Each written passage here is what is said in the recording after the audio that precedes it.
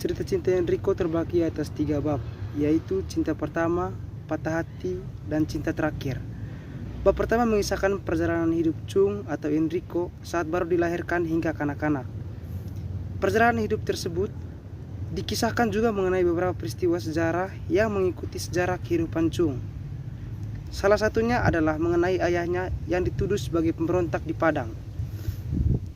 Pada bab ini, Chung dikabarkan sangat mencintai dan memuja ibunya yang nampak indah dan cantik dengan sepatu pantofel yang berhak tinggi.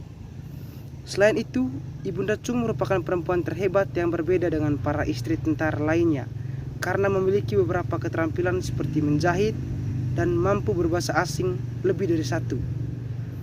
Pada bab pertama ini, kisahnya aman, setidaknya bagi saya. Artinya tidak ditemukan mengenai tulisan khas Mbak Ayu mengenai orientasi tulis seksual.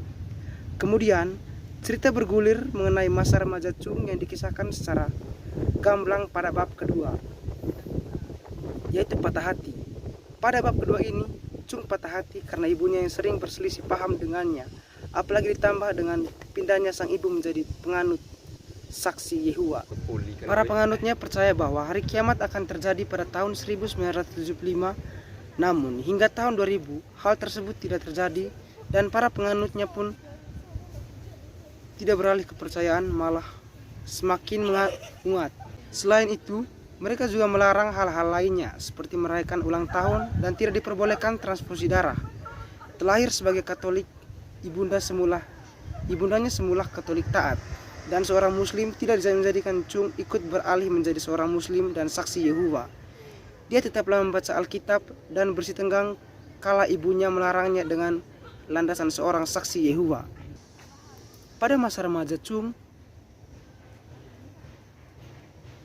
dia bergabung dengan kelompok anak kolong dengan 3 persyaratan di dalamnya.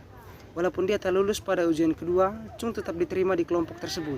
Nah, barulah pada bab terakhir, yaitu cinta terakhir, keluarlah salah satu kesaksian Ayu Utami dalam mengurai kehidupan asmara seorang Chung yang bermesraan dari satu perempuan ke perempuan lain, baik yang mempunyai istri, kekasih maupun yang masih single, tanpa ada tanda-tanda keseriusan menuju ke tahap selanjutnya. Pada bab ini dikisahkan Ibunda Chung sudah meninggal dan dikuburkan di pemakaman Muslim karena ayahnya masih dihormati pada saat ibunya meninggal. Adapun ayahnya Chung dimakamkan di pemakaman Kristen di samping makam Sanda. Kakak perempuan satu-satunya Chung, padahal ayahnya itu menganut saksi Yehova sebelum meninggal. Ayahnya berpindah kepercayaan tak lama setelah ibunya meninggal. Nah, disinilah Chung bertemu Ah yang kelak menjadi istrinya. Mereka menikah di gereja dan tidak mencatatkannya dalam catatan sipil. Pada bab terakhir ini, diuraikan kembali sejarah kehidupan Chung dalam beberapa halaman dan pada akhirnya pun saya mengetahui bahwa Chung yang bernama asli Prastia Riksa itu memiliki resmi menikahi Ayu Utami di kehidupan nyata.